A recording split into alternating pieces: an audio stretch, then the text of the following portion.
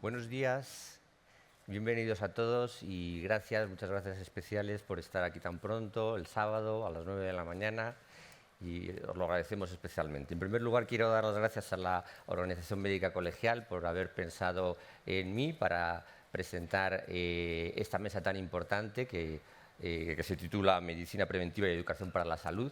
A mí me une una relación con la OMC pues, de ya bastantes años. En 2009, si no recuerdo mal, Antonio Fernández Pro me presentó, o viceversa, a Juan José Rodríguez Sendín, porque había un problema que parece que venía o no venía, que se llamaba gripe A, y a partir de ahí siempre hemos tenido relación. Tuve la oportunidad y el honor de dirigir la Fundación para la Formación durante unos años, y después diversos avatares, diversas epidemias nos han vuelto a reunir.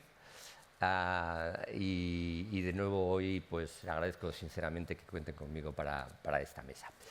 Se cumplen 50 años de el conocidísimo y archinombrado informe Lalonde. Marc Lalonde era como sabéis, era un jurista prestigioso en Canadá, pero que no tenía ni idea de sanidad, y le nombraron pues ministro de Salud y Bienestar. La ministra vino ayer. Si hubiéramos tenido ocasión de partir, le podríamos haber propuesto que el nuevo Ministerio del Futuro, ese futuro de dentro de 100 años que el holograma nos mostró, se llame Salud y Bienestar, porque seguimos hablando de sanidad, seguimos hablando de atención, pero hay que hablar más de salud y, por supuesto, de bienestar, que es lo mismo, claro, están íntimamente relacionados. Le nombraron ministro de Salud y Bienestar.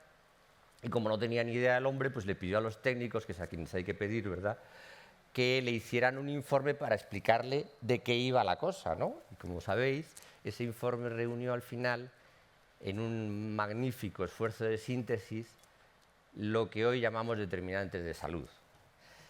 Al final, pues hay para entonces, para el año 1974, había 4 grupos de determinantes de salud: los relativos a la biología y a la fisiología humana, los relativos al medio ambiente, que ya se le empezó a dar importancia entonces, una enorme importancia, los sistemas sanitarios, la asistencia sanitaria, y por último, los estilos de vida. Es verdad que en los años 80 se vio que había un gran defecto congénito en el informe Lalonde, que es que no se hablaba de determinantes sociales. Entonces ahí se incorporó el 5º determinante, que es los determinantes sociales, a la cabeza de todos los cuales está la renta, como es obvio, ¿no? Pues bien, lo magistral del informe, como sabéis, es que también les pidió a sus técnicos que dijeran en dónde nos gastamos los dineros. Y lo asombroso es que el sistema sanitario absorbía el 90 o más % de todos los recursos, y a la educación para la salud, que es la que puede transformar los estilos de vida, solo se le dedicaron pues menos del 5% en conjunto, incluyendo al sistema educativo. Bueno, esto le asombró a Lalonde y pensó que había que desinvertir o por lo menos reinvertir en lo más eficiente, ¿no?, que es la educación para la salud. 50 años después, que es hoy, una comunidad autónoma, que es la que más conozco, a la que no voy a nombrar, claro, sigue gastando, como el resto de comunidades autónomas, menos del 1% de su presupuesto sanitario en salud pública. Es decir, en todo, incluyendo las vacunas. O sea que no quiero ni saber lo que está gastando esa comunidad u otras en educación para la salud, porque me daría mucha pena y me pondría a llorar, y no es cosa a las 9 de la mañana del sábado de la convención.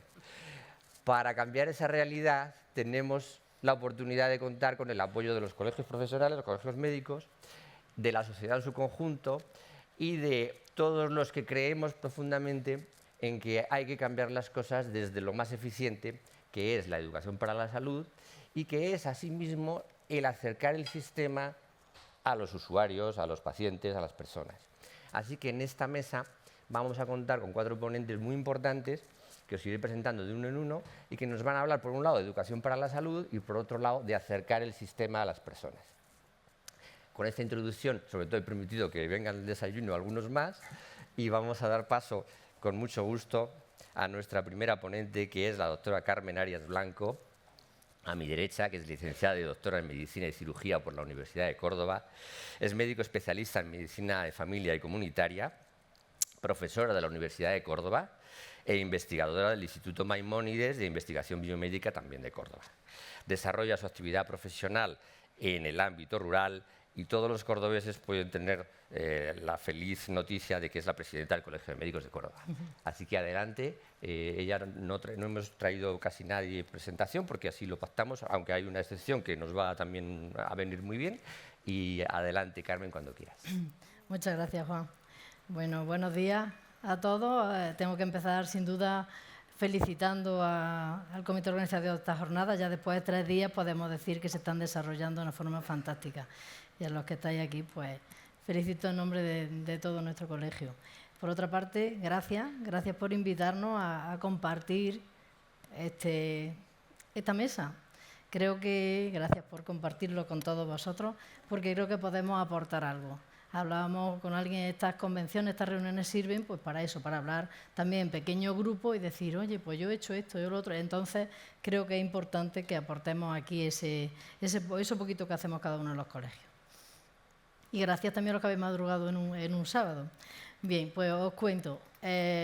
Nuestro colegio, como todos, evidentemente estamos apostando por la salud. Una salud que nos ha presentado esta convención como una salud de futuro, pues sin duda, así tiene que ser, pero de tecnologías infinitas.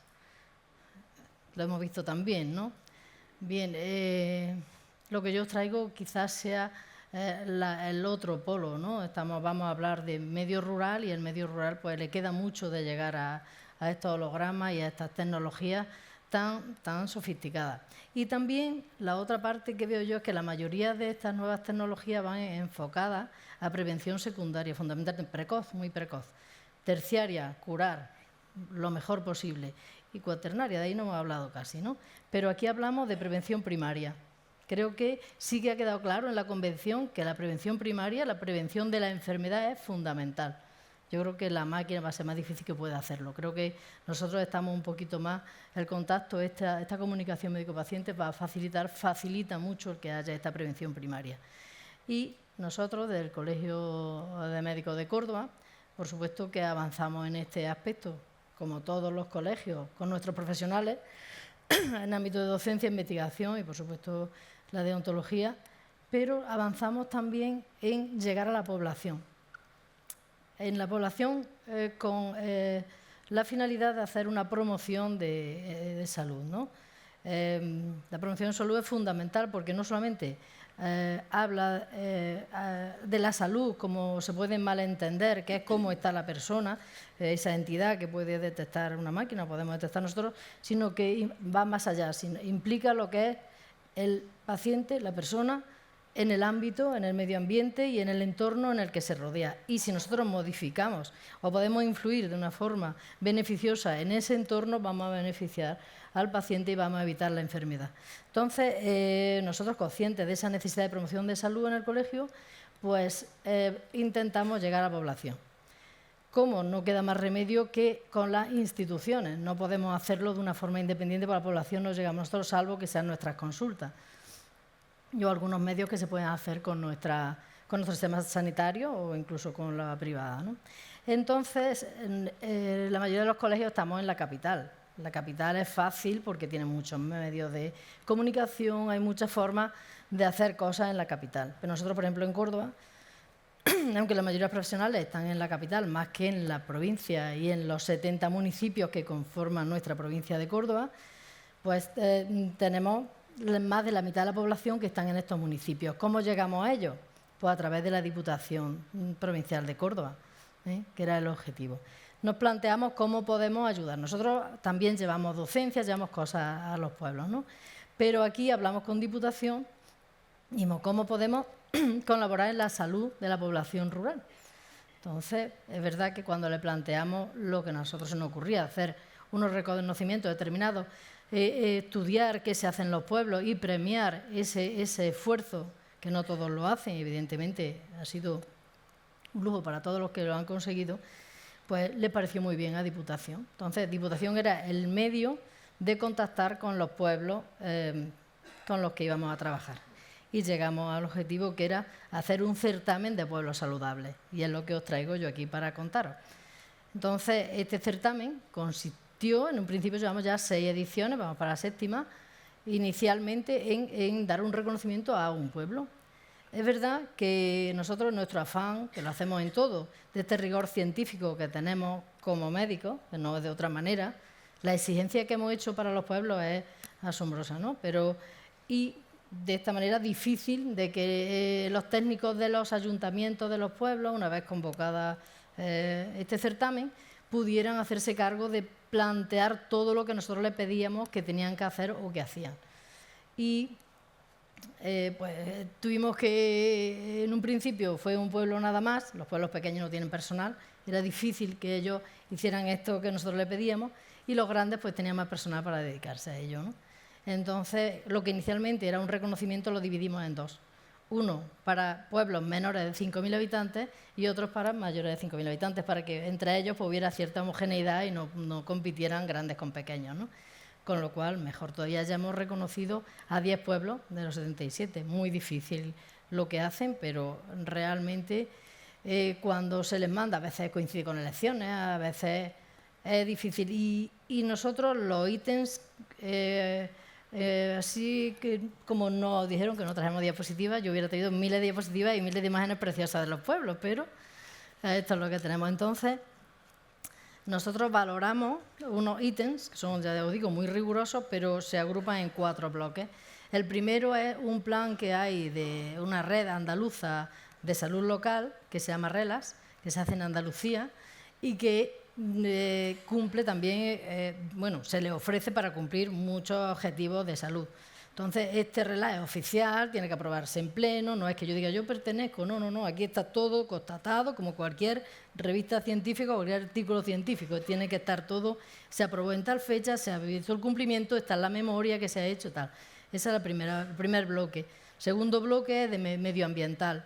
Os puedo, porque esto ya recordar de eso es más difícil, pero lo puedo leer todo lo que, por ejemplo, en el tema de medio ambiente se cuantifica, y esto es un resumen sobre resumen, que es pues, el tema de medio ambiente, seguridad de la vivienda y establecimientos públicos, calidad del aire, ruido, agua de consumo, aguas residuales, seguridad alimentaria, zona de baño, aspectos zoosanitarios como el control de plagas urbanas, residuos agroganaderos, pesticidas, instalaciones de riego, vertederos ilegales, etc.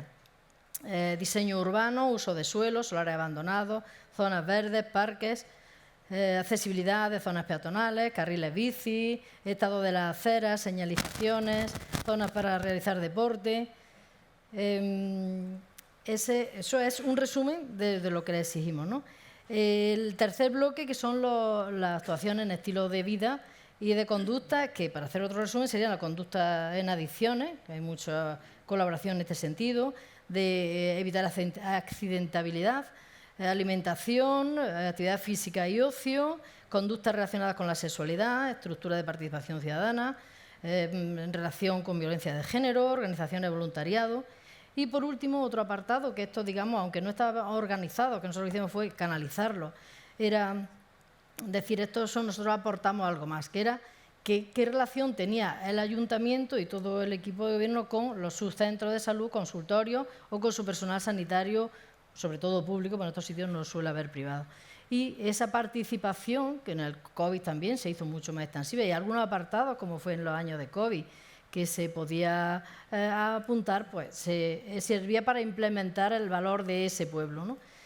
Y todo esto, pues ellos, después de darse trabajo, se forma un jurado, que normalmente son 2 miembros de Diputación y 2 miembros de colegio, que se alterna presidencia y secretaría, ya digo que es un rigor, como si fuera de una vez se tratara, y se evalúa punto por punto todo. Echamos un día entero para hacerlo una vez, que se evalúa al pueblo y se conoce quién es, y en este caso ahora 2 pueblos saludables, que se le da un reconocimiento en forma de placa para que sea visible para todos. Tenemos presente esa, que os decía, esa cercanía de los pueblos, pero también ese problema de la España vaciada, ¿no? Entonces es un plus para estos pueblos, es decir, es que este pueblo además es uno de los más saludables de la provincia, con lo cual pues ellos muy orgullosos, por supuesto.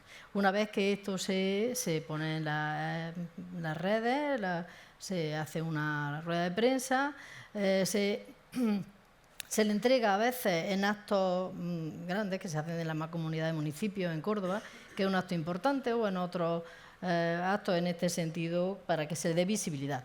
Lo cual para los pueblos que sí que se sienten mucho más abandonados, y se le da también en la capital, y luego vamos allí al ayuntamiento con el correspondiente. Tenemos también una rueda de prensa, una entrevista, un acto con los alcaldes de esos pueblos, y posteriormente pues se coloca la placa y se publicita, con lo cual los pueblos son mucho más receptivos y mucho más viven mucho más ese reconocimiento y ese plus que le damos. Con lo cual, pues lo único que podemos ver aquí es la dificultad que puede haber de que los pueblos puedan dedicarse a esto mucho tiempo, porque no tienen ese personal. Como anécdota os puedo contar que la primera vez que se hizo, se presentaron bastantes, no recuerdo exactamente, quizás 10 o por ahí, que esos son muchos, y ganó un pueblo menor, de hecho 1000 y pico habitantes. Llama la atención porque estaba hecho con el rigor que se le pedía, aunque siempre hemos ido mejorando, pero claro, vimos que ese pueblo, que además tengo que decir de mi zona, del norte de Córdoba, del Valle de los Pedroches, si no lo digo pues no estoy tranquila, todos los alcaldes que había habido en las últimas 9 legislaturas habían sido médicos. Entonces, eso se mostraba en la salud del pueblo, la salud de la población, con lo cual fue muy interesante. No todos los pueblos, ninguno tiene esa circunstancia, y de hecho pues tuvimos que hacer esa diversificación ahí. E incluso nosotros, si alguno se quiere casi recertificar, porque esto es casi una certificación o una acreditación, pero en Andalucía, los que sois de que sabéis que nuestra acreditación de competencias profesionales de centros son súper rigurosas y difíciles. Pues esto es casi que lo mismo para los pueblos, pero lo hacen muy bien. Y entonces pues ellos van incluso repitiendo, a los 2 años pueden repetir el reacreditarse. De hecho, ha habido un pueblo grande que lo ha hecho y además lo ha conseguido, con lo cual estamos orgullosos de esta tarea. Y yo quiero deciros, porque ha llegado a nosotros colegios que nos han preguntado sobre este tema, y creo que algunos incluso lo han iniciado ya, que contáis con nosotros para lo que necesitéis, ¿no? Y las diputaciones también se ha puesto en contacto, que le hemos remitido a la Diputación de Córdoba, pero que, bueno, si podemos hacer algo por nuestro medio rural, por apostar por la promoción de la salud, por estar en la cercanía de las personas, no porque allí difícilmente va a llegar estas tecnologías tan sofisticadas. Hemos apostado mucho, la investigación que yo hago, en concreto es casi toda de telemedicina, porque tenemos que ver que la mayoría de las cosas que hagamos, los pacientes ancianos, que son la mayoría, no tengan que desplazarse a la capital a hacerse pruebas, ¿no? Lo último que estamos haciendo para hacer ecocardio, insuficiencia cardíaca, que no tengan que ir y hacerlo con los cardiólogos desde el medio rural. Entonces, pues estamos avanzando en ese, pero de ahí a lo que vimos estos días, pues va a ser bastante difícil, ¿no? Pero que bueno, ahí vamos avanzando y seguiremos apostando también por esa cercanía, por el medio rural y por todo lo que podamos hacer. Muy bien, muchas gracias.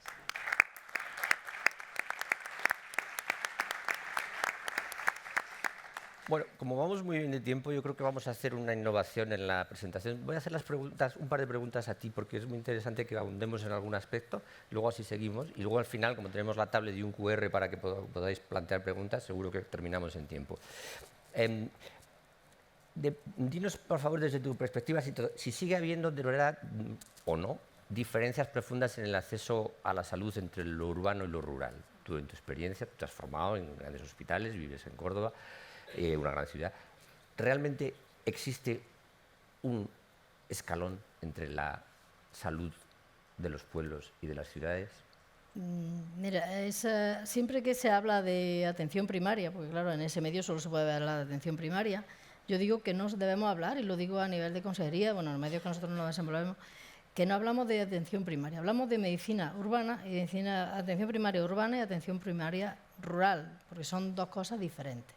Cada una con sus ventajas y sus convenientes. No pueden tener menos acceso, pero tienen unos profesionales que acuden al sitio.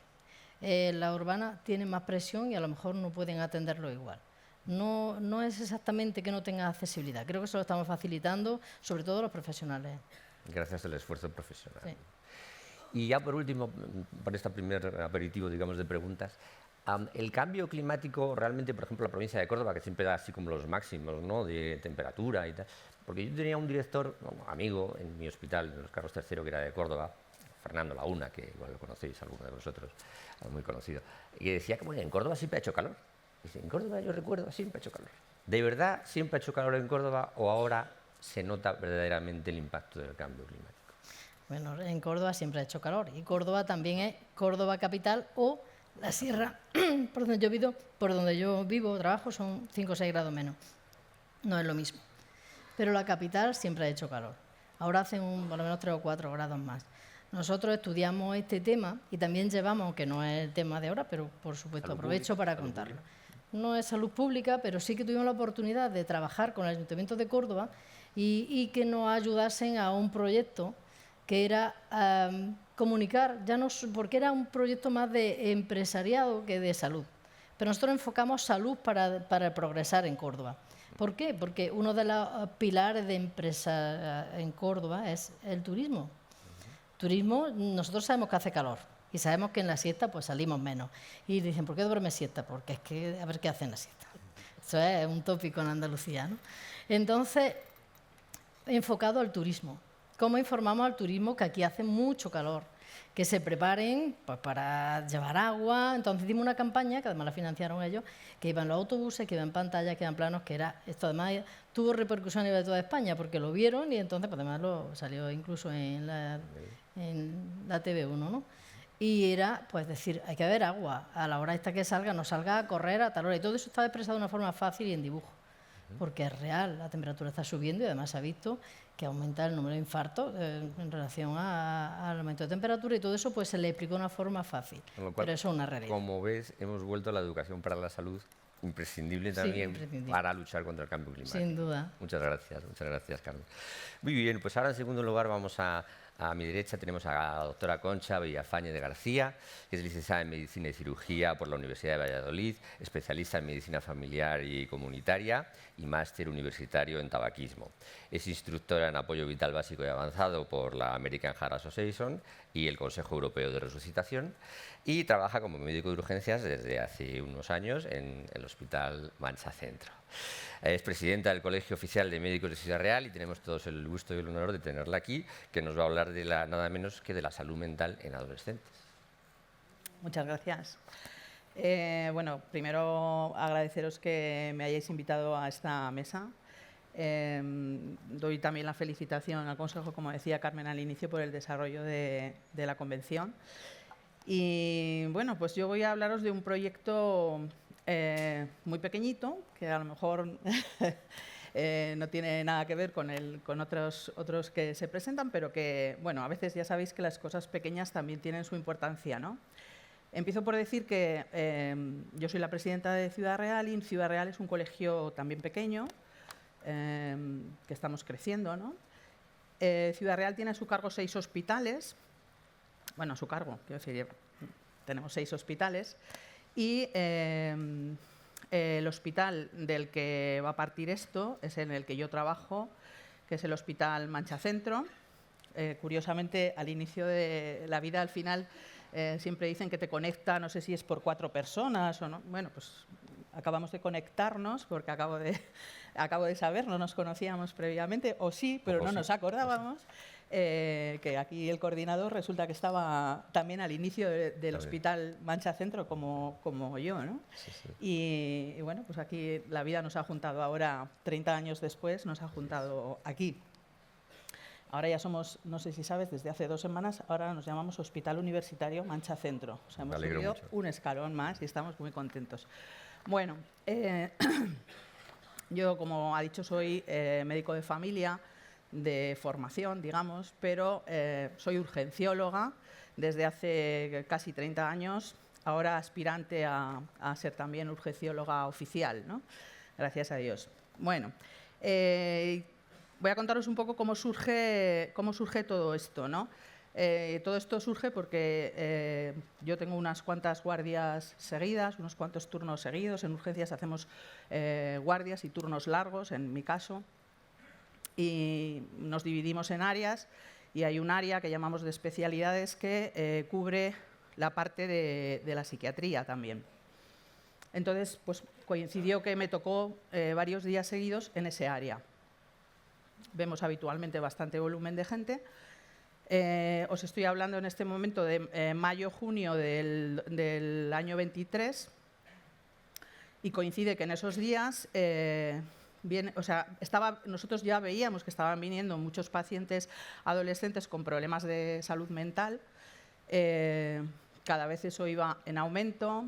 Era algo que yo creo que veíamos todos, ya salía en las tertulias, en los telediarios, todo el mundo veía que aquello había aumentado exponencialmente, sobre todo desde la pandemia, ¿no? Pero era una cosa que desde la urgencia, que yo creo que es un sitio en el que se palpa muy bien todo lo que ocurre socialmente. Yo siempre digo que la urgencia es un sitio de detección de todas esas cosas, porque lo ves muy desde el principio. Como estamos acostumbrados a ver mucha gente, pues ves las cosas muy desde el principio, y esto lo veníamos viendo desde el principio, pero bueno, coincidió que en esos días vinieron muchísimos, o a mí me tocó atender a muchos, ¿no? Y algunos de ellos además requerían ingreso. Nosotros no tenemos ingreso de adultos de psiquiatría, pero no de adolescentes, que tenemos que derivarlos a nuestro centro de referencia, que en este caso es Ciudad Real. Después de haber visto varios, los que había que ingresar, llamaba a Ciudad Real. Ciudad Real estaba el primer día con 8 pacientes pendientes de ingreso, al siguiente día 10 pacientes pendientes de ingreso, no podían cogerlo. Entonces empecé a extender, llamábamos a Madrid. En Madrid me decían, pues aquí tenemos 20. No sé, era como, Dios mío. ¿No? Al final hubo que hacer ahí un arreglo. El psiquiatra pues, los ingresó en pediatría. En fin, era una cosa como, yo me iba a mi casa y digo, ¿qué está pasando? ¿Qué nos está pasando? O sea, ¿cómo puede ser que esto haya estallado de esta manera, que estamos viendo tantos adolescentes con problemas de todo tipo? ¿Qué nos está pasando? Esto no pasaba antes, ¿no? Y me iba con ello a casa, porque muchas veces, ya sabéis, te llevas las cosas a casa. Bueno, pues me lo llevaba a casa. Y ya como el tercer día, que coincidía además, 2 de los días coincidí con el jefe de psiquiatría de mi hospital, que estaba de guardia también él. Y bueno, pues el tercer día digo, Luis, tenemos que hacer algo. O sea, nosotros no podemos estar viendo esto y nos vamos a quedar impasibles, ¿no? Hay que hacer algo. ¿Te parece? Pues sí, ¿qué podemos hacer? Bueno, pues vamos a hacer algo desde el colegio, por ejemplo, si te parece. Desde el colegio vamos a promover, yo qué sé, unas jornadas, por ejemplo.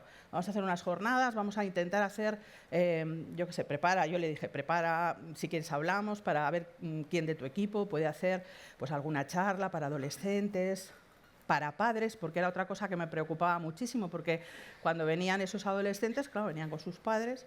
Y la verdad es que a veces te daba tanta pena el adolescente enfermo como los padres, ¿no? Porque los padres estaban angustiadísimos, algunos no sabían qué hacer, aquello les desbordaba. Y bueno, pues podemos hacer algo para adolescentes y algo para padres, a lo mejor, ¿no? Enseñarles a manejar ciertas situaciones. Sobre todo porque al que ya tiene ese problema, bueno, pues lo puedes tratar, pero con el fin un poco de lo que estamos hablando, la prevención, ¿no? Vamos a intentar prevenir. Vamos a ver dónde está el problema, vamos a ver qué podemos hacer. Nuestro pequeño granito de arena. Vamos a ver qué podemos hacer para ayudarles. Bueno, él enseguida se entusiasmó también con la idea y pues venga, sí, vamos a hacerlo. A ver, pues sí, podemos hacer eso. Entonces, nuestro paso siguiente fue, bueno, vamos a hablar con el gerente de nuestro hospital, que además coincide que también es urgenciólogo, ahora en la gerencia, pero es urgenciólogo, y padre de adolescentes. Que eso creo que también es una cosa importante. Fuimos a contárselo con la idea de que nos dejara el salón de actos, pues a ver cómo podíamos vehiculizarlo para hacerlo pues de cara al otoño, habíamos pensado. Cuando nosotros le contamos la idea, le explico lo que pasa, tal, le cuento la idea y él se entusiasma aún más, ¿no? Y me dice, ¡buah, me encanta! Me parece fenomenal, eso tenemos que hacerlo, pero tenemos que hacerlo juntos. Podemos hacerlo juntos, ¿os parece? Pues vale, venga, vamos a sumar, vamos a hacerlo juntos. y el salón de actos va a quedar pequeño. No os preocupéis, yo me encargo para que el auditorio de Alcázar nos lo dejen, hablo con el ayuntamiento, que nos dejen el auditorio. ¿El auditorio? Esto es como una cosa ya. Sí, nos tenemos que preparar y vamos a ver cómo hacemos. Entonces aquello empieza a rodar como una pelota, de un granín de arena empieza a hacerse un poquito más grande, ¿no? A mí, que conste que me dio hasta un poco de pánico, porque ¿dónde te has metido? Esto se está yendo un poco de las manos, ¿no? Pero bueno, fue creciendo. Él asignó a una persona del equipo, que era la subdirectora de enfermería, que ha trabajado de forma absolutamente entusiasta, coordinándonos a todos de maravilla. Y entonces empezamos a reunirnos y empezamos a contactar primero con los equipos educativos de los centros de Alcázar, los institutos y los colegios. Nos reunimos con los directores de los centros y con los orientadores. Les contamos el proyecto. El entusiasmo crece aún más. ¿Por qué? Pues por algo muy sencillo. Todos estábamos preocupados por lo mismo. Ellos trabajan habitualmente con los adolescentes y estaban preocupadísimos. Ellos en su ámbito intentaban hacer pues también todo lo que podían en sus tutorías, en las charlas. Tenían a los padres también, que sabían el problema tan grande que tenían. Entonces, cuando nosotros les contamos esto, les pareció una idea estupenda porque de repente es como que ellos se sentían arropados es como si se sintieran arropados por el sistema de, jolín, alguien más que nosotros lo ve, vale, fenomenal, vamos a hacer cosas. Y todos se volcaron en, venga, contad con nosotros para lo que queráis y adelante. Bueno, ya éramos un grupo grande, ¿no? Nos íbamos creciendo. Lo siguiente es que empezamos a buscar, junto con ellos, qué temas podían ser de interés para tratar con los adolescentes. Bueno, pues de ahí salieron hicimos ahí varias sesiones en las que salieron varios temas. También un poco el grupo Diana. Ellos nos aconsejaron que de entrada les parecía que el mejor grupo sería coger a los alumnos de segundo de la ESO, y ese fue nuestro grupo Diana. Y empezaron a ver qué temas, ellos que están en contacto además con ellos directamente, pues qué temas eran los que podían tratarse para ayudarles de la mejor manera posible. Y según esos temas que ellos nos aportaron, empezamos a buscar ponentes y estructurar un poco la jornada. Y la jornada, que en principio le llamamos Jornadas de Sensibilización para una Adolescencia Saludable, queríamos buscarle un título un poco impactante, tanto para los chicos como para la población, ¿no? Y entonces a uno de los orientadores se le ocurrió el título, que es el título que lleva estas jornadas y que seguirán llevando, porque hemos decidido dejarlo, que se llama ¿Estamos locos o qué? ¿No? Que era una expresión muy de ellos, por lo que era una expresión muy de ellos, y lo cierto es que tuvo muchísimo éxito en ese sentido. Entonces empezamos a buscar ponentes, cada uno aportó del tema que se quería tratar, de la gente que estaba, quién podría hacerlo mejor. Todo esto, he de decir que de forma absolutamente altruista y entusiasta, súper colaboradora.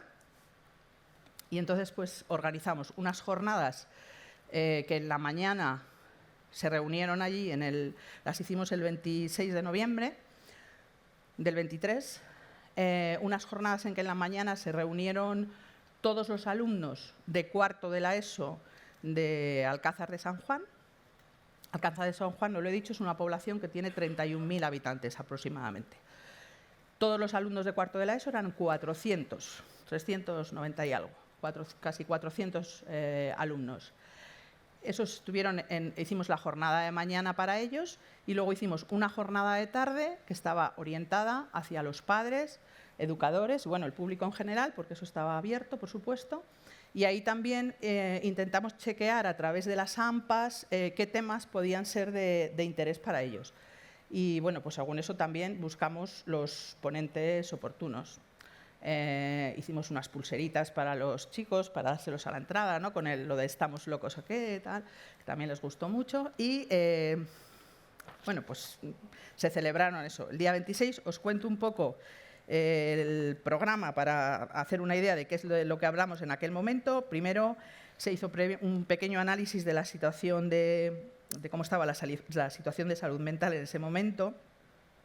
Después se habló de la autoestima, Se hizo una charla muy bonita sobre la autoestima, que tuvo un éxito tremendo, porque lo hizo una residente de psiquiatría, que es una comunicadora fantástica y la verdad que les encantó. Después, un policía nacional de Alcázar que está también muy entusiasmado con el tema, que cuando le contamos lo que íbamos a hacer y le pedimos si él quería hablar del tema que habitualmente hace, bueno, pues también estaba encantado. Y él habla de las redes sociales, el manejo adecuado y las situaciones de riesgo. También vino luego un grupo de Ciudad Real que tiene un programa que se llama Tú Cuentas, que habla del acoso y del ciberacoso. Tuvimos luego ahí un pequeño descanso.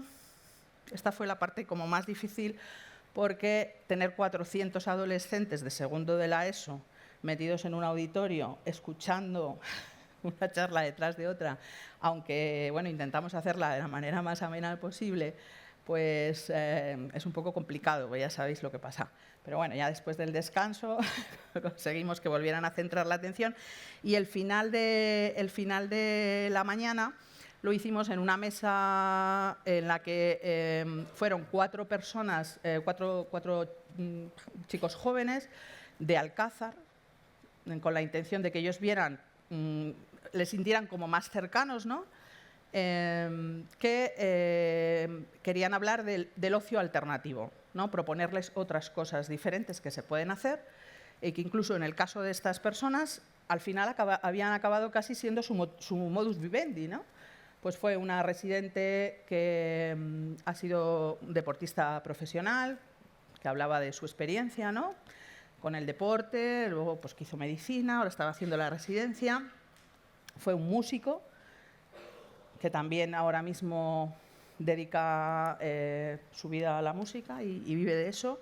Y un muchacho de allí que se dedica al cómic y que tiene bastante éxito, y otro de robótica, ¿no? Entonces, bueno, pues la idea era un poco que ellos vieran que había otras cosas que se podían hacer, y que lo hacía gente como ellos, que eran gente de Alcázar, que habían sido adolescentes igual que ellos, que habían tenido seguro sus mismos problemas, y bueno, pues que al final habían hecho de eso incluso, ya digo, su medio de vida.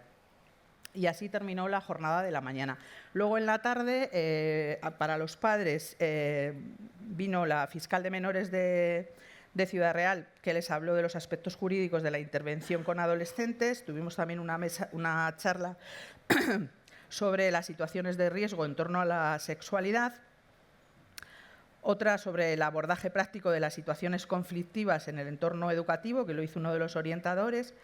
Y otra de signos de alarma y los pasos que se pueden seguir antes de una intervención. Después, cuando ya terminó todo, lo que hicimos fue un tríptico, vamos, un papelito, para que los padres se llevaran con una serie de recordatorios, ¿no?, para casa. Pues cuál era el problema, los problemas que pueden surgir con el uso de los dispositivos electrónicos, consejos sobre el uso de esos dispositivos electrónicos, una serie de signos de alarma que tenían que ponerles, pues eso, en alarma, ¿no?, de qué cosas había que consultar y qué cosas eran importantes, y una serie de teléfonos de interés. Y luego, pues si tienes, no olvides, si necesitas ir a tu médico de familia, ¿no? Los mandamos, como siempre, a medicina de familia. Y bueno, la verdad es que las jornadas fueron un éxito. Un éxito digo, pues porque bueno, el éxito de la gente de la mañana lo teníamos garantizado porque los llevaban los institutos, pero todo el mundo estaba, los muchachos estaban contentos, parece que salían contentos, los profesores también. La tarde tuvimos menos gente de la que nos hubiera gustado, ¿no?, que es una de las cosas que ahora hemos querido modificar, pero a la gente también le gustó aquello. Decidimos hacer una encuesta justo esa semana que fue la charla, una encuesta a los de segunda de la ESO online sobre qué les había parecido, la cual la contestó el 29,5% de los alumnos. Y bueno, de ahí sacamos una serie de conclusiones, nos reunimos después y sacamos una serie de conclusiones un poco para ver en qué habíamos fallado, qué cosas había que modificar. Y ellos, a su vez, nos dieron ahí una serie de temas que les hubiera gustado que hubiéramos, que les hubiera gustado que hablásemos, que también les parecían interesantes. Todos esos temas nosotros los hemos recogido, con la idea de guardarlos porque desde un primer momento, que es algo que no he dicho, desde un primer momento y desde que empezamos a contar esta idea y a ir sumando gente al proyecto, todo el mundo quería que esto tuviera continuidad, antes de que fueran las jornadas. Todo el mundo quería que esto se le diera continuidad, esto hay que hacerlo todos los años, tal. Bueno, vamos a ver cómo sale y luego ya vemos y tal. Todo el mundo quería continuidad y, bueno, pues al final le hemos dado continuidad. Y le hemos dado continuidad desde algo que yo creo que es importante y que antes comentaba Carmen y que se ha comentado a lo largo también de esta convención, ¿no? Lo que tú decías. Lo hemos metido en el programa de salud comunitaria. Entonces hemos sumado otro activo más, ¿no? Vamos a meterlo dentro del programa de salud comunitaria con la idea de, pues eso, dar esa continuidad para dar herramientas, que es lo que se pretende con esto, dar herramientas a los adolescentes para que puedan, no estoy mirando el tiempo, ¿me he pasado? Dar herramientas a los adolescentes para que puedan, bueno, pues autocuidarse, ¿no? o intentar no tener ese problema, dar herramientas a los padres y a los educadores para que puedan ayudarlos o puedan estar atentos cuando surjan los signos de alarma. Y el futuro, yo creo, o parte de ese futuro que tenemos que labrar ahora todos es la prevención, ¿no? O sea, tenemos que retirarnos tanto del cuidado del enfermo, sino de intentar que no se enferme. Y desde luego, me parece que es absolutamente imprescindible que intentemos que no enfermen los adolescentes. ¿Por qué? Porque ellos sí que son el futuro, ellos son la semilla de ese futuro. Entonces, sí, vamos, que era un poco la reflexión que yo me hacía cuando llegaba a casa después de aquellas guardias. Ya, vamos a ver, es que este es el futuro de nuestra sociedad. Y si este futuro está así, ¿qué nos espera, ¿no? Yo decía, ¿qué nos espera si esto está así? Bueno, pues yo creo que nada más interesante y nada mejor que emplearnos en que esas semillas del futuro estén sanas, porque si no, pues va a ser terrible. Esto así contado parece como muy grande, pero yo sé que esto es una semillita muy pequeña. Lo cierto es que es una semilla muy pequeña que empezó siendo una idea, un granito de arena, algo que íbamos a dar una charla, que aquello fue rodando y al final pues se hizo grande. Y este año tenemos las jornadas el día 26 de noviembre, ya con un ámbito un poco más que, no sé, nacional, diré, nacional. ¿Por qué? ¿Por qué estoy yo aquí probablemente? ¿O por qué se ha sabido esto? Que de un sitio pequeño, ¿no? De un sitio de La Mancha, de cuyo nombre no quiero acordarme, que decía Cervantes, ¿no? Bueno, ¿por qué? Pues porque nosotros presentamos, después de hacer las jornadas, presentamos el proyecto a unos premios del SESCAN que se llaman los Premios a la Excelencia y Calidad en la Prestación de Servicios Públicos. Bueno, decidimos presentar las jornadas a los premios y nos dieron un premio finalista. Entonces, bueno, pues ya ahí entró intervinieron otras cosas que hicieron que pues, saliéramos en la prensa y divulgara todo esto mucho más y entonces pues, se enterara más gente. Y yo creo que por eso estoy aquí, porque se enteró más gente, si no esto se hubiera quedado a lo mejor reducido allí aquella pequeña zona del centro de La Mancha. Pero bueno, para concluir ya, yo creo que lo importante de esto, que insisto, es un proyecto muy pequeñito y que no es más que un granito de arena en la playa esta grande, pero al final la playa la hacen granitos. Lo que a mí más me gustó de todo esto es que de una idea pues eso, pequeña, que sacas cuando ves un problema, lo que más me gustó es que todo el mundo se juntaba con muchísimo entusiasmo y que esto nos demuestra, yo creo, que al final, trabajando todos desde dentro en la comunidad, con las distintas instituciones, es posible hacerlo y además es posible hacerlo de forma sencilla, barata, muy barata, claro, con el trabajo de todos. O sea, nosotros hacíamos los carteles, pegábamos los carteles. Una idea sencilla, barata, pero que esperamos de su fruto, ¿no? Ahora mismo no tengo números porque no ha podido ser, pero la sensación es que sí que ha disminuido y evidentemente no será, no quiero decir, no, o sea, no voy a ser presuntuosa ni muchísimo menos, no será por esto. ha disminuido el número de pacientes adolescentes que acuden a la urgencia con problemas psiquiátricos. Les hay, sí, pero ha disminuido. Ayer me decía una compañera que lo que no han disminuido son tanto los ingresos, que parece ser que sí, pero en nuestra zona ha disminuido. Es una cosa evidente. Insisto, seguro que no es por esto, que hay miles de factores que hacen que eso sea así. Pero bueno, si en algo hemos contribuido, pues yo con eso me voy contenta y bueno, pues nada, solo quería contaros esto para si era de vuestro interés. Muchas gracias.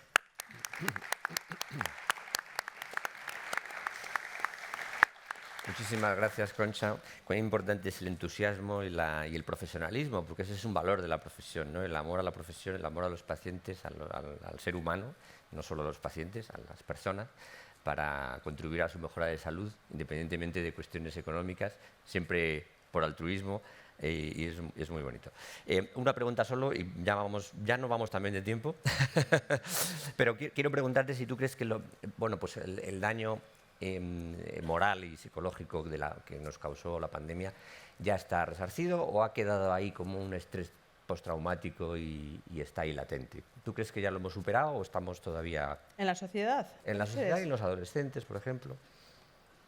Yo creo que eso se arrastrará todavía. A lo mejor en los adolescentes va a superarse poco a poco, porque afortunadamente aún son muy maleables y la situación ha cambiado, y ellos tenían el problema del aislamiento, ¿no? Que te decían los psiquiatras que el aislamiento y el no estar unidos con su grupo, y que la forma de unirse con su grupo fuera a través de los teléfonos y de las redes y tal, eso hizo muchísimo daño, muchísimo daño.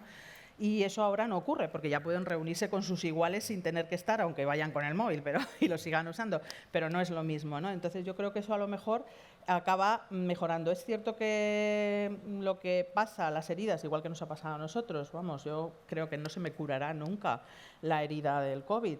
Es verdad que hemos mejorado, ¿no? Y hemos cambiado, o igual que le pasa a las personas mayores, o quiero decir que esas heridas habrán cerrado, más o menos, pero están ahí y desde luego van a dejar su cicatriz, no me cabe ninguna duda. Los adolescentes, yo creo que la ventaja es eso, el cambio y su forma, que es más maleable, ¿no? Afortunadamente. Afortunadamente. Muy bien, muchas gracias, muchas gracias. Muy bien, pues a continuación tenemos a Gorka Sánchez Nanclares, que es médico de familia, es máster en atención primaria, máster en gestión y dirección de innovación sanitaria y es el actual responsable de innovación del Servicio Murciano de Salud. Él sí trae diapositivas y nos va a hablar. Ya cambiamos un poco de tercio y hablamos de atención líquida y yo no voy a decir nada, nos lo vas a contar tú todo. ¿Quieres ir al estrado? Sí, bueno, me voy a poner, creo que no se oye, me han dicho, ahora sí, ¿no? Porque creo que mi micro se ha roto, no se oye y voy a hablar con esto y me voy a poner de pie, con permiso. Perfecto. Y si tenemos un pasador de diapositivas, ¿sí? Está aquí, ¿no? Aquí, mira, tenemos de todo. Muy bien. Uy, este es de los modernos. Vale. Buenos días a todos. Gracias al Consejo General por la invitación. Gracias a Virginia por la confianza. Y lo segundo, pedir disculpas a mis compañeras porque yo, como soy muy inocente, entendí aquel email que nos llegó como efectivamente había que enviarlo. Parece que luego llegó otro y me costó un ratito enviar la presentación. Pero bueno, dicho esto, lo que espero es que os divierta, os inspire y bueno, y pasemos un buen rato esta mañana y os cuente un poquito qué es esto de la atención líquida. Salud cerca del paciente y lejos de los sanitarios. Bueno, estamos envejeciendo, eso está claro, y esto afecta al sistema sanitario y prácticamente a todo nuestro sistema. La pirámide de vida, que siempre ha sido una pirámide y es lo normal, ya no es una pirámide. Esta es la de España desde 1900 hasta lo que será en 2050.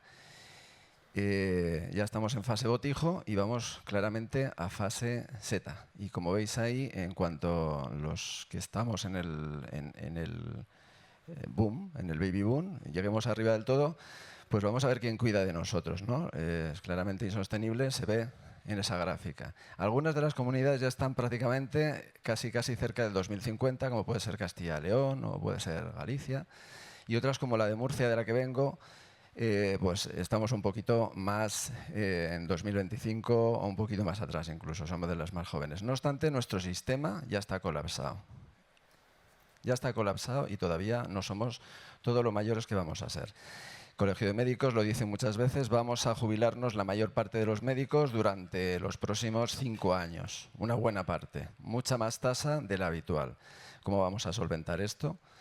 Bueno, tenemos unos ayudantes que son gratuitos, que son los cuidadores, ¿no? Los cuidadores son gratis, son geniales y además son numerosos, porque ahora mismo vienen del baby boom. Y están en la España del Cuéntame, que es la foto de la izquierda. Pero claro, cuando lleguemos a la otra, pues lo vamos a tener un poco más difícil, porque ya no va a haber tantos y además seguramente con la globalización nuestra hija única esté trabajando en otro sitio, con lo cual nos espera la foto de la izquierda. Si esto no lo arreglamos. Y estamos tan enfrascados en más de lo mismo que no hacemos cosas diferentes. Y si ya ahora mismo estamos prácticamente colapsados en nuestro sistema sanitario, pues va a ser difícil que haciendo más de lo mismo lleguemos a otro punto. Esto lo interpretó como uno de los retos Europa, la Comisión Europea, desde el 2011.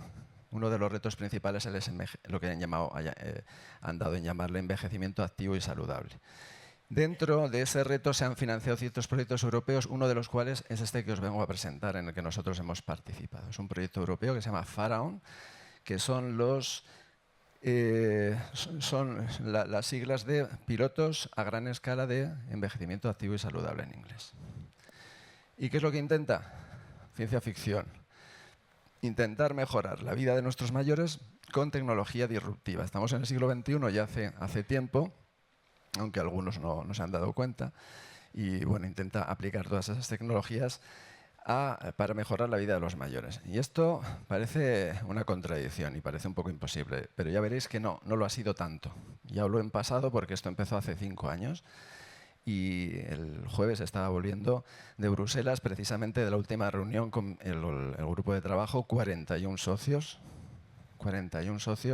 de 13 países. Yo he hecho 7 proyectos europeos como investigador principal en el Servicio Murciano. Este es el mayor, con diferencia. Y además iba a ser para 4 años y nos hemos extendido con el COVID a 1 año más, 5 años. Han pasado muchísimas cosas. Bueno, pero os comento. En realidad, este proyecto que nos daba mucho miedo, dijimos, no queremos entrar, nos gustó porque nos daban eran en realidad 6 proyectos con cierta independencia. Cada uno podía elegir sobre qué hacía cosas de envejecimiento activo y saludable. Y en Murcia teníamos cierta autonomía para decidir lo que queríamos, ¿vale? Hay cosas muy diferentes, hay algunas que son sociales, otras que son sanitarias, y la nuestra es la más clínica, y yo creo que en Murcia lo vais a ver, la más ambiciosa. ¿Qué hicimos en Murcia? Bueno, os pongo un poquito qué es esto de la atención líquida. Bueno, nosotros venimos, yo soy médico de familia, somos los hechiceros, y venimos de hacer una consultoría de salud en la choza, ¿vale? Y lo seguimos haciendo. 2025, casi, lo seguimos haciendo. Algunos me diréis, no, hombre, hemos cambiado la choza, ahora la choza es súper tecnológica. Ya, pero sigue siendo lo mismo. ¿A qué me refiero? Bueno, pero es que en el COVID hemos mejorado mucho. En el COVID ya no hace falta ir a la choza, tenemos una telechoza.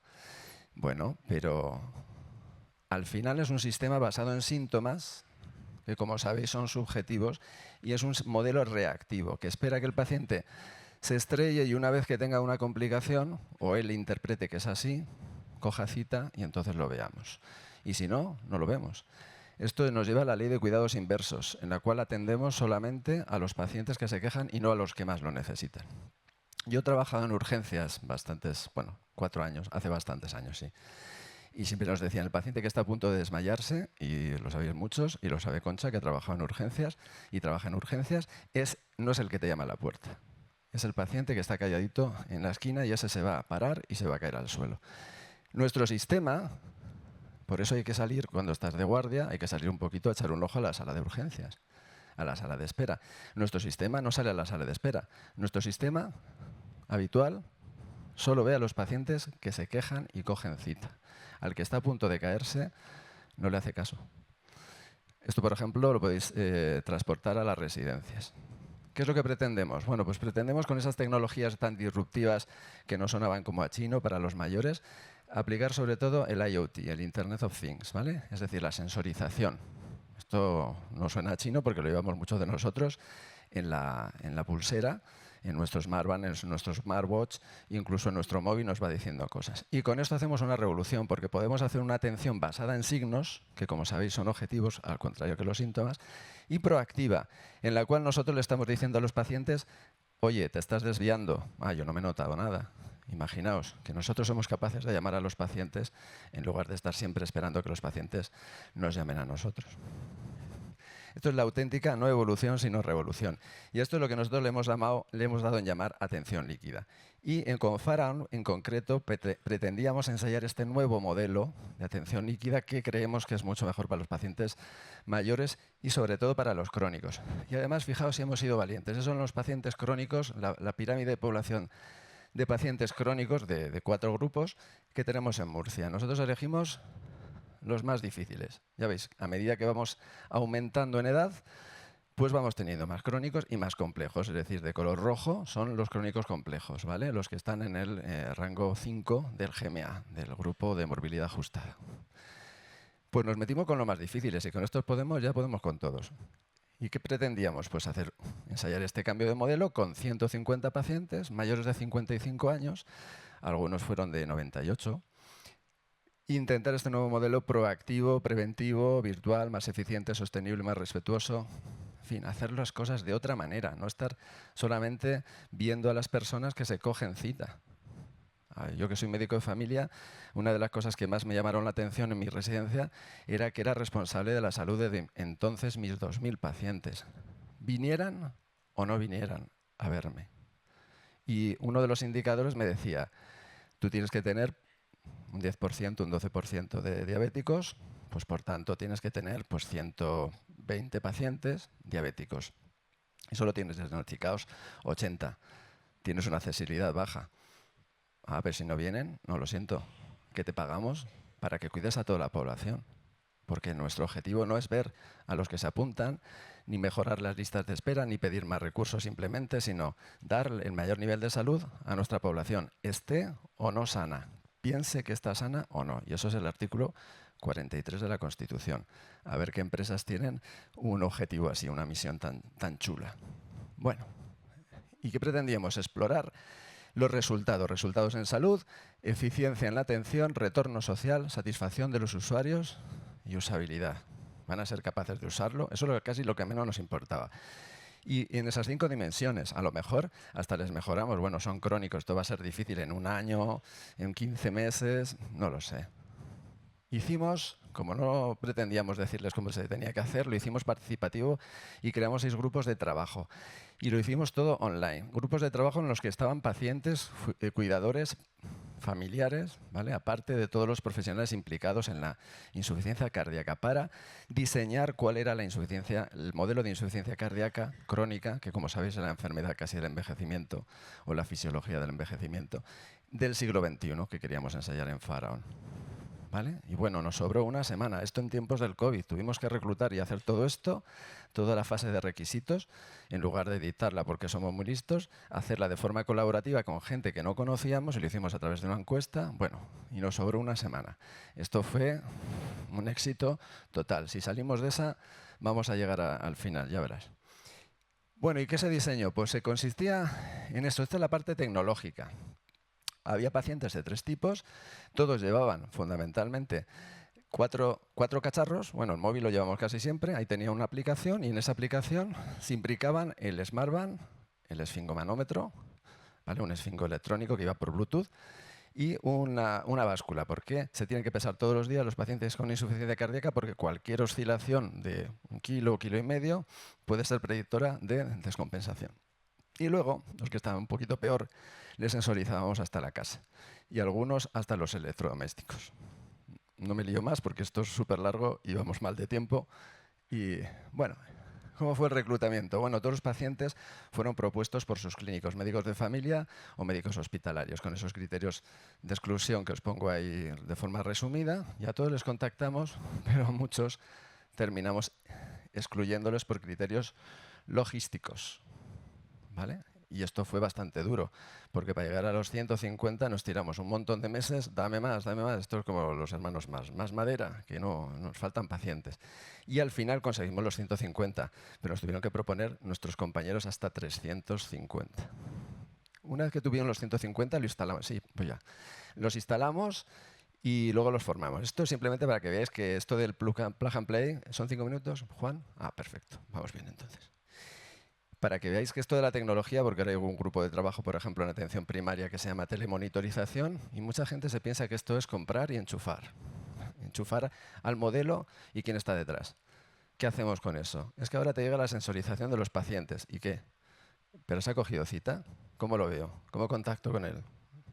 Necesitamos herramientas, necesitamos un modelo distinto, necesitamos una estrategia y no improvisar una estrategia cada día. Bueno, nuestro cometido, nuestro objetivo era probar al menos 12 meses con al menos 150 pacientes, todo esto. Y nos costó ya llegar ahí.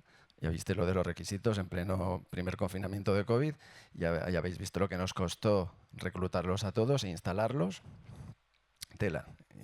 Prácticamente nos gastamos casi 3 años o 3 años y medio, no, 3 años en estar en este punto y por fin poder ensayar si esto servía o no servía.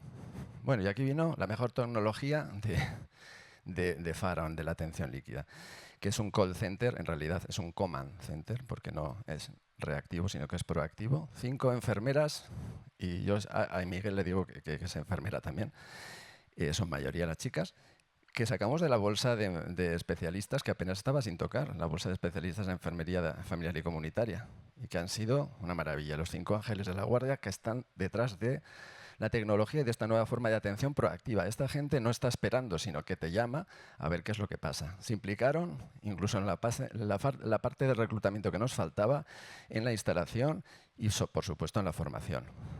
En el proyecto se pretendía que la formación la hicieran informáticos hablando de cómo eran los cacharros. No es eso, no tienen que hacer sanitarios contándote cómo es esta nueva forma de llevar tu enfermedad. ¿Vale? La metodología, ¿cómo que lo íbamos a comparar? ¿Cómo que esto es un ensayo clínico no aleatorizado, pero controlado?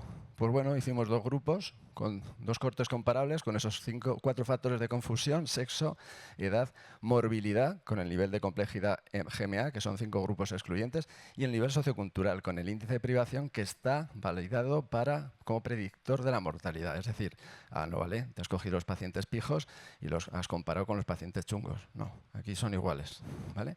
Pero además nos dimos cuenta de que la frecuentación, porque como no son aleatorizados, sino que son voluntarios, pues muchos de ellos tenían una frecuentación quizá mayor. Pues también lo ajustamos.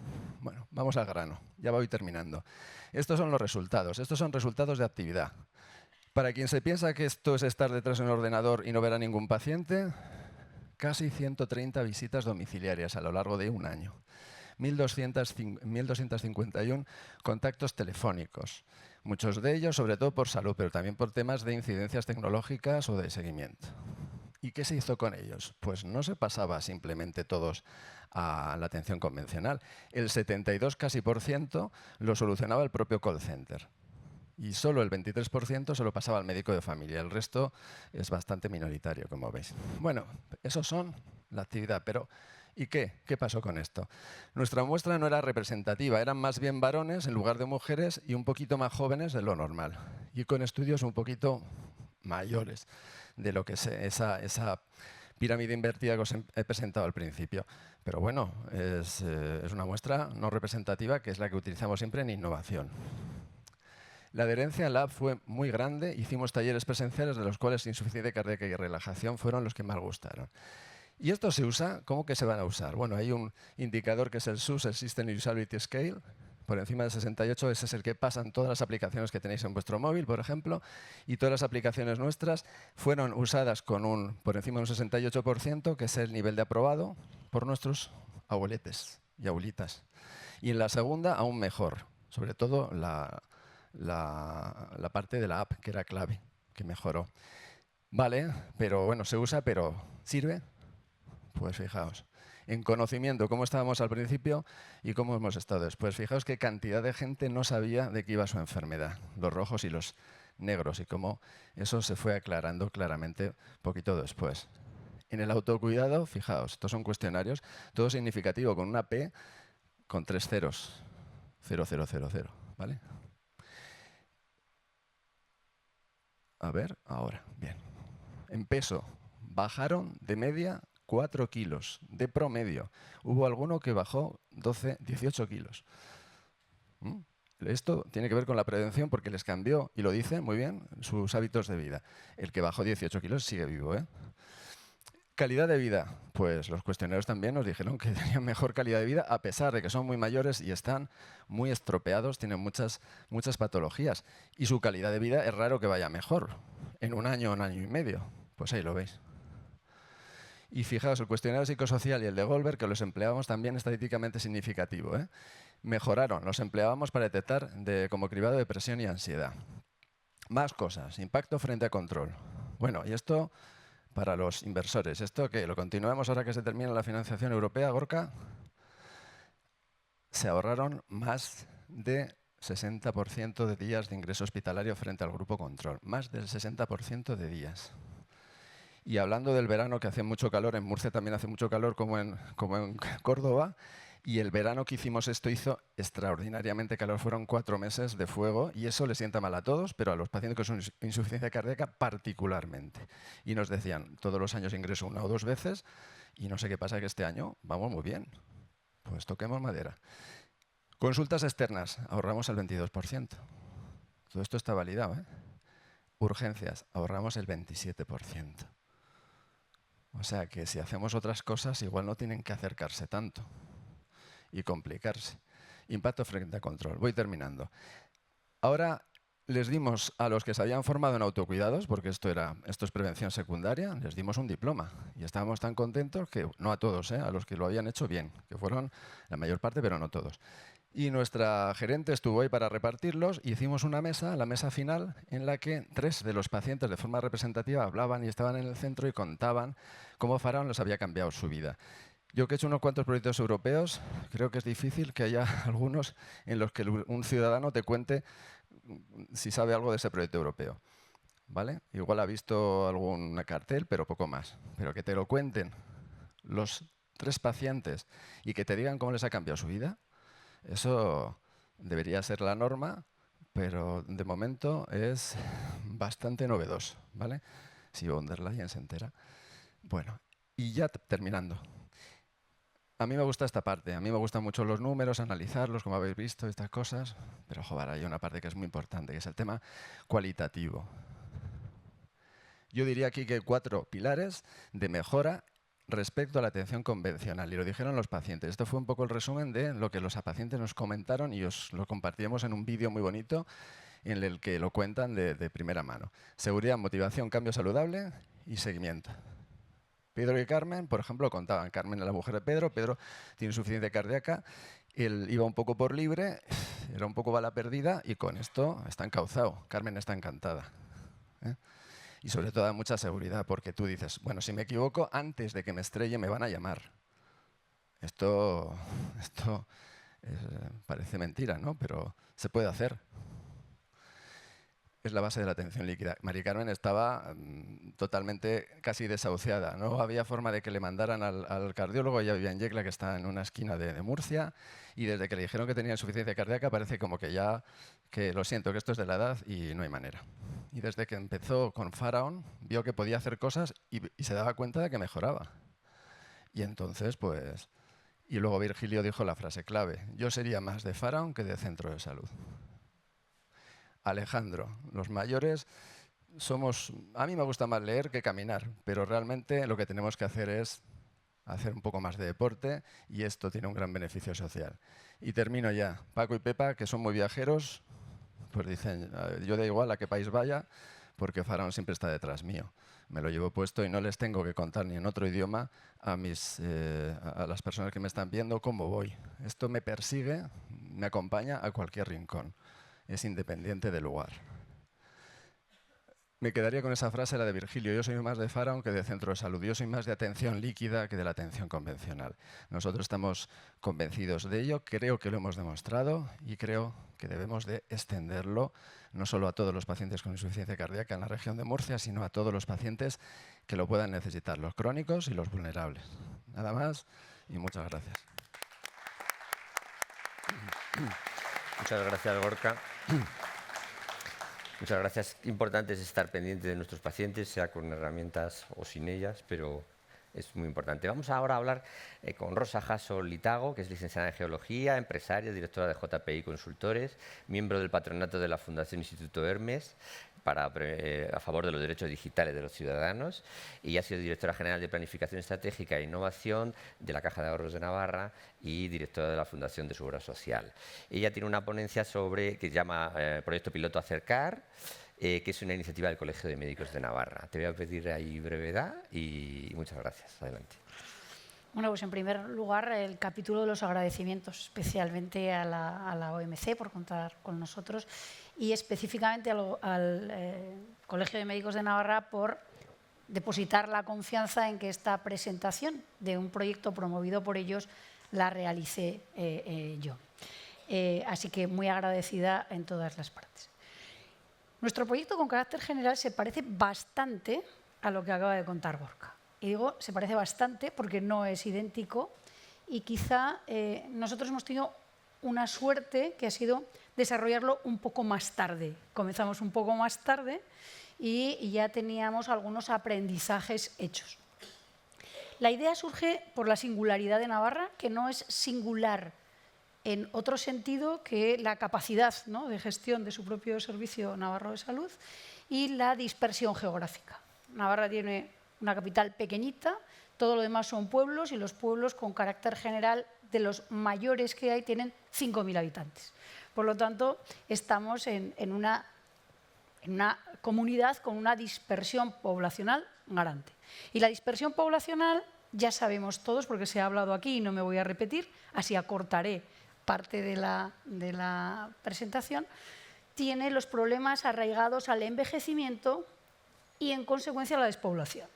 Las personas mayores, cuando envejecen y no pueden mantenerse en el hogar, con todo el dolor de su corazón, tienen que ir hacia los domicilios de los familiares que les vayan a acoger o hacia las zonas residenciales, ¿no?, hacia las residencias.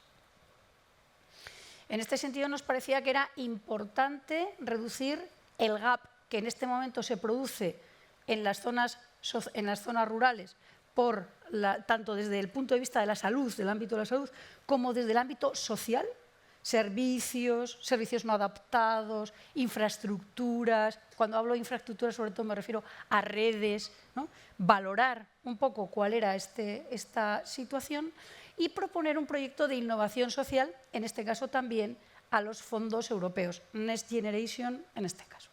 La innovación social no es otra cosa que tener una idea que va a tener un efecto sobre un producto, sobre un servicio o sobre un proceso para resolver un problema y, como es en innovación social, un problema de carácter social. Y pensamos en cómo podríamos resolver este gran problema de carácter social y, además, utilizando un modelo que pudiera ser después replicable y sistematizable, porque si no, no habríamos aprovechado, optimizado los fondos europeos que se habían recibido. En tanto en cuanto pues, sería un piloto difícilmente replicable, ¿no? Un piloto, y me gustará hacer solo, es algo flexible. No es un proyecto, no es rígido.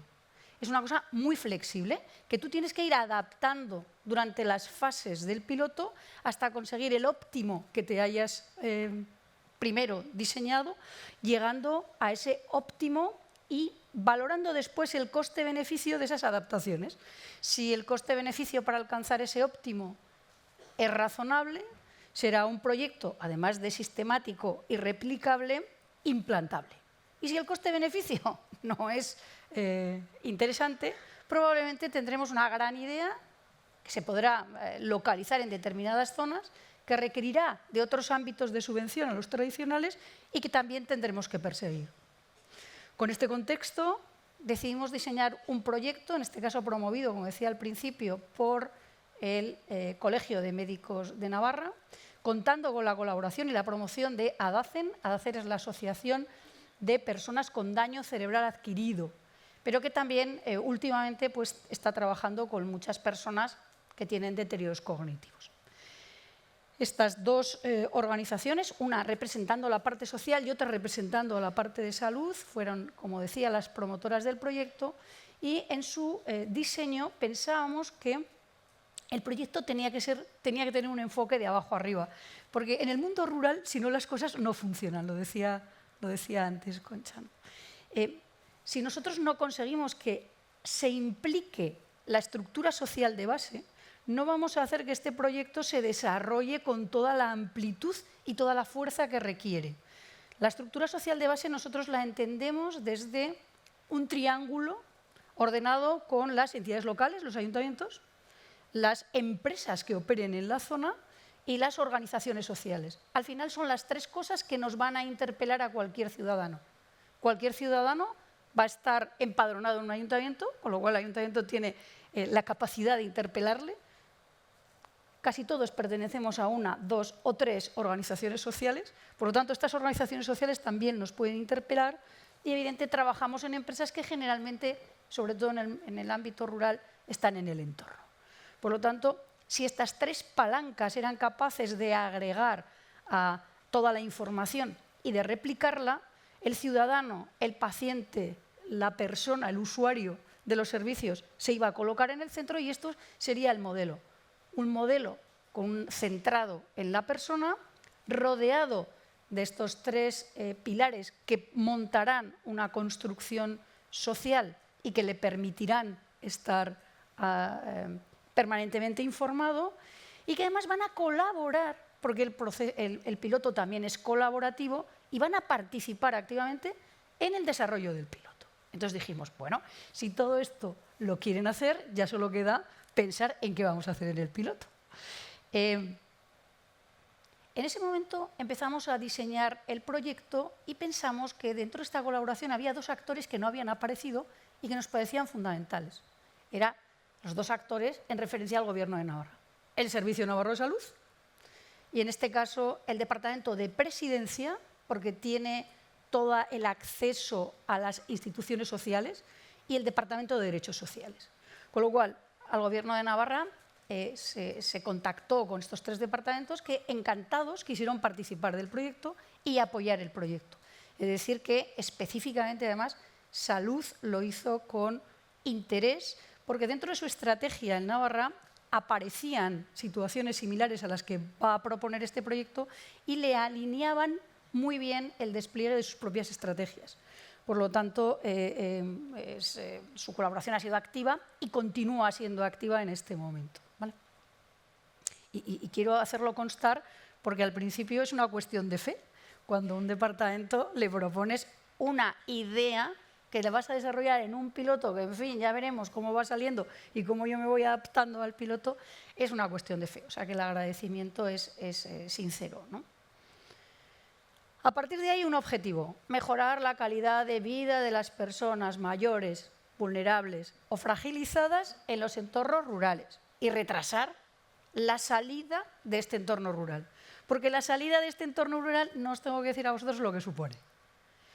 Digo que no os tengo que decir a vosotros porque saldrá de un entorno rural, probablemente vaya a un entorno urbano y esta atención primaria de lo rural dejará de verle, pero la atención primaria de lo urbano lo acogerá y no habrá una comunicación eficaz que permita ver si esa persona se está deteriorando a partir de ese momento de una manera más rápida o no. Por lo tanto, decidimos montar un proyecto que nos diera todo tipo de datos, porque como tú, Gorka, comparto que el dato es imprescindible para la toma de decisión. Por lo tanto, el dato además tiene que ser trazable, robusto, transparente, equilibrado, tiene que tener unas características.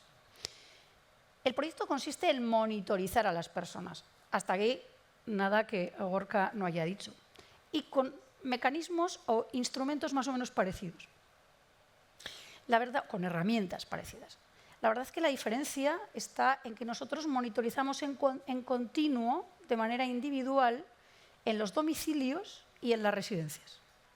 Y digo en continuo porque además para aquellas personas que no están en el perfil definido, que os diré cuál es, y para aquellas personas que todavía pues no están para estar monitorizados en constante, lo que hemos habilitado con apoyo de los ayuntamientos son hubs, unos centros en los que están equipados con tecnología suficiente. No todo el mundo tiene el acceso a la tecnología en casa y eso es un factor limitante y sobre todo en el colectivo de personas mayores. Por lo tanto, tenemos que facilitar este acceso de tal manera que en el momento en el que entran en esa sala todos los dispositivos que llevan se descargan y además ellos pueden hacer conferencias con sus médicos especialistas en el hospital. ¿Vale? Pero claro, para todo esto teníamos que hacer algo que creíamos que era aún más importante. Elegir las zonas rurales dispersas, elegir la tecnología, una tecnología contrastada, comprobada, calificada en Europa para que no generara distorsiones, o sea que esto no fueran las distorsiones, y comenzar el proyecto. Para comenzar el proyecto formamos. A los primeros que tuvimos que formar fueron a los profesionales que van a trabajar en el proyecto. Formamos muy bien a los profesionales que van a trabajar en el proyecto y luego formamos a las personas que estaban en sus casas o en las residencias o a todo su entorno de influencia, familiares, cuidadores, los formamos. Una vez que todo el mundo sabía qué era esto y para qué era esto, nos pusimos a monitorizar y a recoger datos. La toma de datos fue la parte más difícil porque no teníamos muy claro en qué base de datos íbamos a guardar estos datos que son de salud, pero que no están entrando a través de los sistemas de salud. Por lo tanto, decidimos, con la colaboración del Departamento de Salud, establecimos acceso a estos datos desde los propios datos de los médicos de atención primaria. Con lo cual, el médico de atención primaria recoge toda esta información, la valora, la ve y actúa y decide. Y coordina además un equipo social que va a estar en su entorno y que va a estar constituido por un fisioterapeuta, un neuropsicólogo, un terapeuta ocupacional y un nutricionista o logopeda, depende de lo que se vaya a necesitar. Pero este equipo, claro, el coste-beneficio te lo ha tumbado, ¿no? Por lo tanto, es un equipo itinerante, se va a ir desplazando y además va a prestar un servicio que va a ser retirado paulatinamente con el tiempo. Primero, presta un servicio presencial, porque esto es un proyecto mixto. En el momento en que la familia y el cuidador conocen los sistemas, saben cómo se tienen que contactar con sus médicos, etcétera, etcétera, él va retirando este servicio, esta contribución, esta ayuda, y la persona, el entorno de esa persona, se convierte en alguien bastante más autónomo. Están monitorizados y toda esta información llega a la persona que participa, siempre crónicos pluripatológicos, con edades medias de 84,3 años, y en el proyecto han participado 110 personas. Voy a solo leer un minuto los resultados, porque no me lo sé y con esto de que la PPT no. 2.054 mediciones continuas, 747 han sido puntuales, 456 días de monitorización en domicilio y, lo más interesante, 204 alertas. Es decir, las intervenciones que no a demanda del paciente, sino a oferta del médico, se han producido, ¿no? Que era un poco lo que comentabas. En las residencias, 4.407 monitorizaciones puntuales, 828 días de monitorización. Primero comenzamos con las residencias, probamos los equipos y entonces ya, una vez probados, los lanzábamos a los domicilios. Y desde el punto de vista social, 475 sesiones formativas en el hub, presenciales, virtuales o presenciales y virtuales. Ahora resulta que las personas desde su domicilio hacen gimnasia todas las mañanas con las tablets y además, si no, se acercan a las residencias más próximas para poder hacer ahí las sesiones de gimnasia, los talleres que tengan preparados, ¿vale? 321.539 asistentes y 321 ausencias. Es decir, en este momento casi el 85% asiste permanentemente a las sesiones y a los talleres que se montan, tanto en domicilio como en la residencia, ¿no? El proyecto también ha sido reconocido por Novagov en transformación digital. Recogeremos el premio el próximo 12 de diciembre. Y es un proyecto que, además de todas las conclusiones a las que tú has llegado de los beneficios, Gorka, que no me voy a repetir por los tiempos, no quiero pasarme un segundo, tiene una característica específica, y es que de verdad el médico de atención primaria habitual está ofreciendo el servicio de salud. Es decir, es un cambio del paradigma del sistema que entendemos va a ser requerido para mejorar la prestación del servicio en las zonas rurales.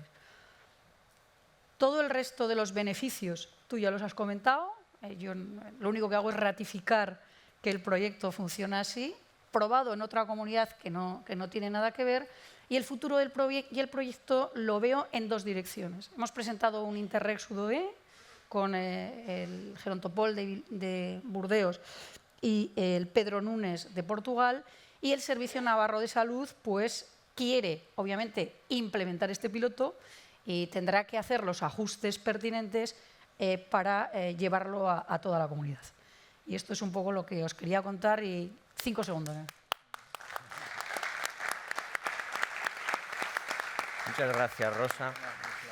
Muy bien, pues hemos concluido el tiempo de esta mesa. No tenemos tiempo para más. Hemos puesto en valor la prevención, hemos hablado de la educación para la salud, de la importancia de lo pequeño, de la importancia del entusiasmo, del futuro de las tecnologías que quizá puedan ser una solución, pero seguramente el factor humano sea siempre la clave, y la educación para la salud es el más eficiente de todas las intervenciones posibles en el sistema. Muchas gracias a todos, gracias a la OMC por pensar en prevención y promoción de la salud. Muchas gracias.